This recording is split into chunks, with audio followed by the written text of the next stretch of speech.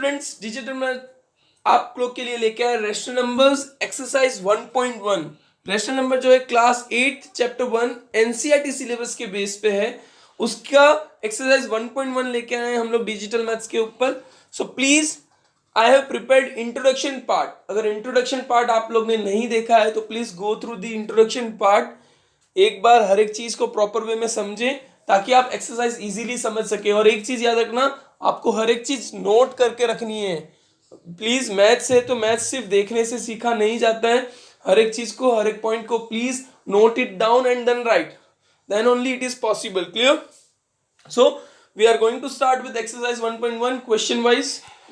So first question for exercise 1.5, using appropriate properties find first minus 2 by 3 into 3 by 5 plus 5 by 2 minus 3 by 5 into 1 by 6. See, you are minus 2 by 3 into 3 by 5 plus 5 by 2 minus 3 by 5 into 1 by 6. You can see over here, see minus 3 by 5 here it is common and here also it is common, so we can shuffle the terms, यानी हम लोग ये वाले term को आगे ला सकते हैं। सो हम लोग क्या करेंगे, ये जो टर्म है उसको पहले आगे ले आते हैं, that is minus 2 by 3 into 3 by 5 minus 3 by 5 into 1 by 6 और plus 5 by 2 we are taking it back, यानी हम उसको पीछे लेके जा रहे हैं। क्लियर? अब क्या करेंगे, दोनों टर्म के अंदर माइनस मीन्स 3/5 कॉमन है, तो हम लोग 3/5 को कॉमन निकाल सकते हैं यूजिंग डिस्ट्रीब्यूटिव प्रॉपर्टी। आपको पता है डिस्ट्रीब्यूटिव प्रॉपर्टी में हम लोग क्या करते थे, डिवाइड करते हैं। सो 3/5 को अगर हम लोग कॉमन निकालते हैं, क्लियर? सो 3/5 कॉमन, ब्रैकेट में क्या आ जाएगा, -2/3 -1/6 प्लस 5/2 एज इट इज। ठीक है, तो इतना स्टेप हम लोग ने समझ लिया। तो पहले क्या किया, -3/5 इंटू 3/5, फिर ये वाला जो टर्म था उसको आगे लेके आया, that is -3/5 into 1/6 plus 5/2 using commutative property, क्योंकि कॉम्यूटेटिव प्रॉपर्टी के अंदर एडिशन को हम लोग आगे पीछे कर सकते हैं। Clear? So this is by commutative property, हमने इसको आगे यूज कर दिया। अब 3/5 कॉमन हमने निकाला था, so taking 3/5 common, -2/3 -1/6 plus 5/2 using distributive property, मैंने आपको बताया। अब देखो -2/3 ब्रैकेट की बात कर रहा हूं अपॉन -1/6, इसको आपको सॉल्व करने के लिए एलसीएम लेना पड़ेगा। आप लोग को एलसीएम आता ही होगा, और 3 और 6 का एलसीएम होता है 6, इन दोनों का एलसीएम कितना होता है 6। सो यहाँ पे 6 है, ओके, बट यहाँ पे 6 बनाना पड़ेगा, तो 6 बनाने के लिए इसको 2 से मल्टीप्लाई करना पड़ेगा। सो 3 2 जा 6 और ऊपर -2 2 जा 4 और यहाँ पे -1/6 एज इट इज। क्लियर? इतना हो सकता है। देन -4 -1 कॉमन, और यहाँ पे जो 6 है वो कॉमन दोनों के टर्म में, क्योंकि दोनों के डिनोमिनेटर में 6 होता है, तो हम लोग 6 को कॉमन ले सकते हैं। तो आपका क्या आंसर आया, -2/3 -1/6 इक्वल्स टू -4/6 -1/6, यानी -4 -1/6 कॉमन, तो आंसर आना चाहिए -5/6। तो यहाँ पे अगर हम लोग सॉल्व करेंगे तो आंसर क्या आएगा, -4/6 -1/6 दैट इज 3/5 अपॉन -5/6 प्लस 5/4। ठीक है, अब क्या बचा है, ध्यान से देखो, 3/5 है और मल्टीप्लीकेशन -5/6 है प्लस 5/2, सो ये 5 कैंसिल हो जाएगा क्योंकि 5 मल्टीप्लीकेशन में, तो यहाँ पे आ जाएगा 3, देखो 3/5 -5/6, तो 5 कैंसिल हो गया, 3 1 जा 3 3 2 जा, सो -1/2 बचा, सो -1/2 प्लस 5/2। अब दोनों के अंदर देखोगे -1/2 प्लस 5/2 अगर हम लोग देखेंगे तो -1/2 और प्लस 5/2 में 2 कॉमन, और 5 -1 यानी 4, सो 2 1 जा 2 2 2 जा 4, सो इसका आंसर आएगा 5 -1/2 दैट इज 4/2, यानी आंसर आ गया हमारा 2। सो हमने कॉम्यूटेटिव प्रॉपर्टी और डिस्ट्रीब्यूटिव प्रॉपर्टी दोनों प्रॉपर्टी का भी यूज कर लिया और इस सम का सॉल्यूशन भी कर लिया। आप लोग को मैं बोलूंगा प्लीज बुक यहाँ पे देखने के बाद एक बार देखो, फिर उसके बाद बुक पेन से सॉल्व करो, क्योंकि मैथ्स में खुद सॉल्व नहीं करोगे ना तो आपको नहीं आएगा। जस्ट देखने से कुछ नहीं होगा, आपको सॉल्व करना ही पड़ेगा। क्लियर? देन क्वेश्चन नंबर 2 इसी चीज के लिए प्रॉपर्टीज का यूज करके फाइंड करना है। सो यहाँ पे देखो, अब यहाँ पे भी same 2/5 into -3/7 -1/6 into 3/2 plus 1/14 into 2/5। सो यहाँ पे 2/5 कॉमन है, तो उनको सफल कर ले, पहले पोजीशन चेंज कर लेते हैं। सो 2/5 into -3/7 plus 1/4 14 into 2/5 -1/6 into 3/2 by commutative property हमने इसको चेंज कर लिया। क्लियर? ये समझ में आया, हमने चेंज किया।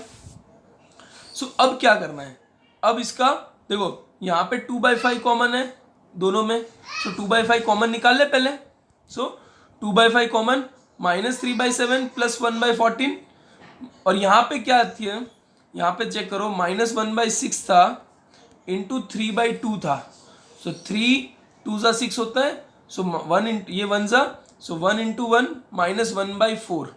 इसका आंसर क्या आएगा, -1/4। सो यहाँ पे कॉमन निकाला और यहाँ पे बच गया -1/4 बाई डिस्ट्रीब्यूटिव प्रॉपर्टी। अब नेक्स्ट आगे सॉल्व करना पड़ेगा, कैसे करेंगे? सो 2/5 ये एज इट इज -3/7 प्लस 1/14 -1/4। सो इसको आपको सॉल्व करना पड़ेगा पहले एलसीएम लेके। तो 7 और 14 का अगर हम लोग एलसीएम लेते हैं, 7 और 14 का एलसीएम होता है 14, क्योंकि 7 2 ज़ा 14। तो यहाँ पे तो 14 एज इट इज प्रॉपर है, कोई प्रॉब्लम नहीं है, इसमें चेंज नहीं करना है। यहाँ पे इसको 7 को 14 बनाने के लिए मल्टीप्लाई बाई 2। सो 2 हम लोग न्यूमरेटर में भी मल्टीप्लाई करते हैं, डिनोमिनेटर में भी करते हैं। तो आंसर क्या हो जाता है, देखो -3 into 2 upon 7 into 2 plus 1/14 equals to -6/14 plus 1/14। So -6 plus 1, देखो दोनों जगह 14 है तो 14 कॉमन निकाल दें, और -6 प्लस 1 यानी -5। सो आंसर आया -5/14। तो इसको हमको लिखना होगा यहाँ पे -6/14 प्लस 1/14, तो -1/14 हो गया, 4 हो गया यहाँ पे। देन -5/14 जो हमारा आया वो आया। अब इसको सॉल्व करना है। सो 2/5 इंटू -5/14, 2/5 इंटू -5/14। सो 5 1 ज़ा 5, 2 7 ज़ा 14। क्लियर? 2 1 ज़ा, तो यहाँ पे आंसर क्या है, -1/7। So answer is -1/7 and we are left with -1/4। Clear? So answer is -1/7 -1/4। So look here, -1/7 -1/4 हमारा आया। अब यहाँ पे इन दोनों का सॉल्यूशन करना पड़ेगा, तो उससे पहले एलसीएम फाइंड करना पड़ेगा। तो 7 और 4 का एलसीएम आप लोग को पता होना चाहिए। 7 और 4 का एलसीएम दैट इज 7 1 ज़ा 7, 7 के टेबल में 4 नहीं आता, 4 1 ज़ा 4। सो एलसीएम इज 28। सो 7 को 28 बनाने के लिए 4 से मल्टीप्लाई करेंगे, तो -1 इंटू 4। देन माइनस, वापस एक बार जस्ट क्लियर करते हैं हम लोग एक चीज। Clear? Wait again, -1/7 -1/4। So -1 into 4 upon 7 into 4 minus, here it would be minus, so -1 into 7 upon 4 into 7। सो क्या आ जाएगा, -4/28 -7/28। सो -4 28 28 कॉमन, तो -4 -7 कितना होगा, -11। So -4 -7/28, so -11/28। So here also we have used distributive property and commutative property. देखो solution आपको वैसे ही करना है नॉर्मली 1 by 1, बट याद रखना है प्रॉपर्टी कौन सी यूज कर रहे हो वो आप मेंशन कर दो। Clear? So answer is -11/28। Clear? Now next question, right additive inverse of each of the following. Additive inverse मतलब उसका नेगेटिव और ऐसा टर्म जो 0 बनाता हो, जैसे 2/8, तो 2/8 का एडिटिव इनवर्स क्या होगा, ये पॉजिटिव है तो 2/8 का एडिटिव इनवर्स होगा -2/8। तो बहुत इजी हो जाएगा। So additive inverse of 2/8 is -2/8। Then -5/9, ये -5/9 है तो आपको +5/9 लेना है। So additive inverse of -5/9 is +5/9। Additive inverse of -6/-5, देखो -6/-5, तो माइनस माइनस प्लस हो गया तो क्या होगा 6/5। तो 6/5 का एडिटिव इनवर्स क्या होगा, -6/5. देन 2/-9, देखो 2/-9 दैट इज इक्वल्स टू -2/9. दोनों सेम है क्योंकि माइनस है, नीचे हो या ऊपर सेम है. So I have written -2/9. So additive inverse of -2/9 is 2/9. Then 19/-6 that is -19/6. तो इसका एडिटिव इनवर्स क्या होगा, +19/6. सो -19 का एडिटिव इनवर्स है +19/6. क्लियर.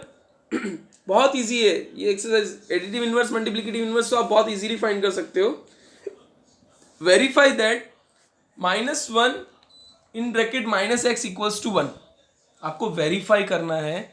देखो ऑब्वियस सी बात है, वैसे मैं बता दूं कोई भी चीज़ है, जैसे 2 दिया हुआ है, 2 का -2 और उसका मैं माइनस करूंगा तो -+2 हो जाएगा ऑलरेडी.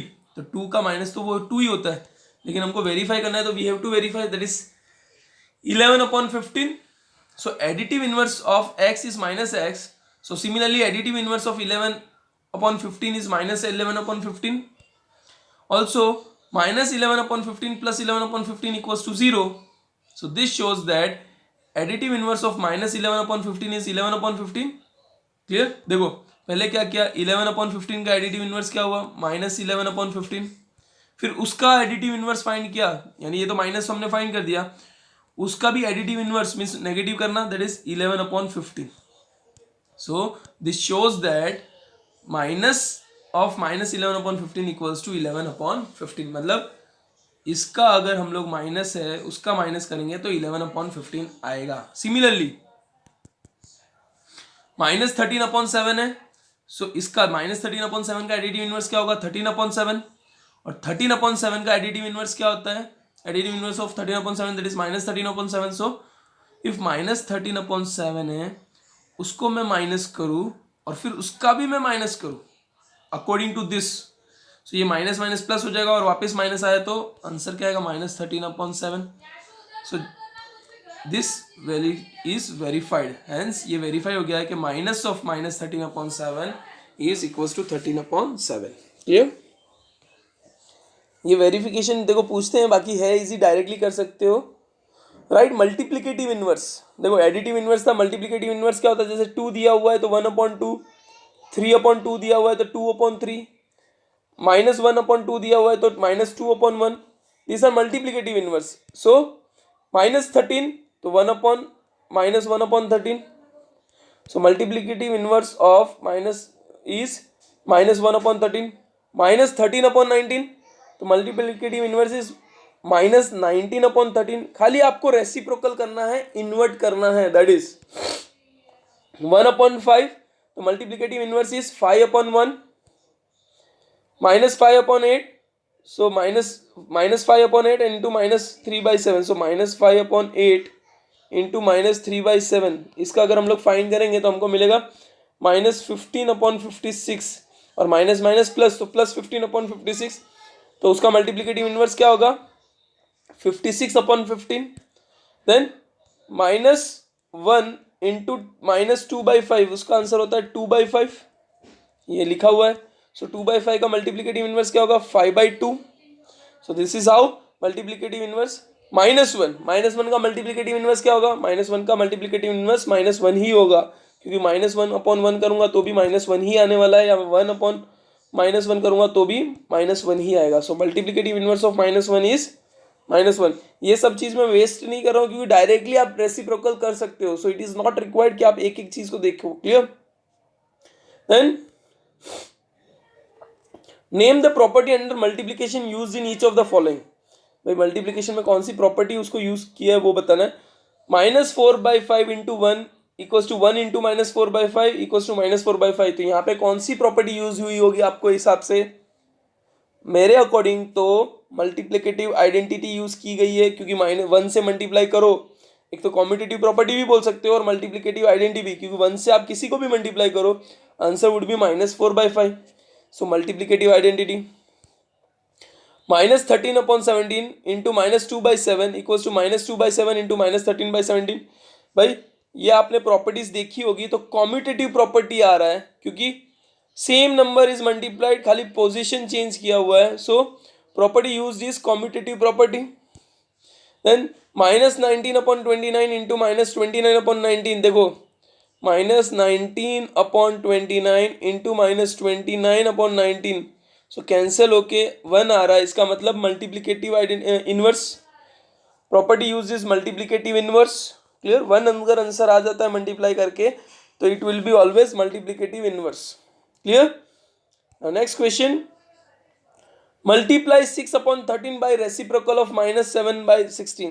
देखो 6/13 को किससे मल्टीप्लाई करना है, -7/16 का रेसिप्रोकल। सो -7/16 का रेसिप्रोकल क्या होता है, -16/7। सो to -16/7, so whatever the answer is,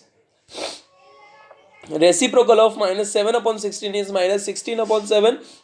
So according to the question, 6/13 into -16/7, that is -96/91, हमारा आंसर आ गया। कितना इजी है, जस्ट प्लीज आप लोग नोट डाउन करते रहो, एक एक चीज को समझते रहो तो आपको बहुत इजी लगेगा, बाकी पता नहीं चलेगा। हर एक चीज को नोट डाउन करो, समझो, तो आगे जाके काम आएगा। समझ में आ रहा है, हर एक चीज को समझो प्रॉपरली। देखो मैं डायरेक्टली ऑनलाइन समझाते हैं तो उसमें थोड़ा सा दिक्कत हो सकता है, बट हर एक चीज को बार बार देखो, अगर कहीं डाउट है तो अगेन वॉच अगेन और उसको देखो और उसको समझो, सो आपको पता चलेगा। Till what property allows you compute 1/3 into 6 into 4/3 as 1/3 into 6 into 4/3। ये आपने प्रॉपर्टी देखी होगी, कौन सी प्रॉपर्टी लगती है आपको बताना है। a into b into c equals to a into b into c. याद करो प्लीज, कौन सी प्रॉपर्टी है, ये है associative property. This is associative property. Clear, solution. So as multiplication is used and there is no change at all in the answer, so it is hence associative property is used। कौन सी property, associative property use हो रही है। Okay, is 8/9 multiplicative inverse of -1/8 y और y not. देखो -1/8, -1/8 दिया हुआ है, तो 8 1 जा 8, तो -8 प्लस 1/8 करेंगे तो आंसर आएगा -7/8। सो -7/8 का मल्टीप्लिकेटिव इनवर्स होता है -8/7। सो 8/9 नहीं होता, so hence 8/9 is not the multiplicative inverse of -1/8। वापस देखो, हमको नंबर दिया हुआ था -1/8, सो 8 इंटू -1 कितना होता है, -8 प्लस 1 हम लोग करते हैं /8, सो आंसर आया -7/8। और -7/8 का मल्टीप्लिकेटिव इनवर्स क्या होता है, इट इज -8/7। और आपको क्या पूछा है, क्या 8/9 इसका मल्टीप्लिकेटिव इनवर्स है। सो 8/9 is not a multiplicative inverse of -1/8। ये चीज याद रखनी है, समझना है। क्लियर।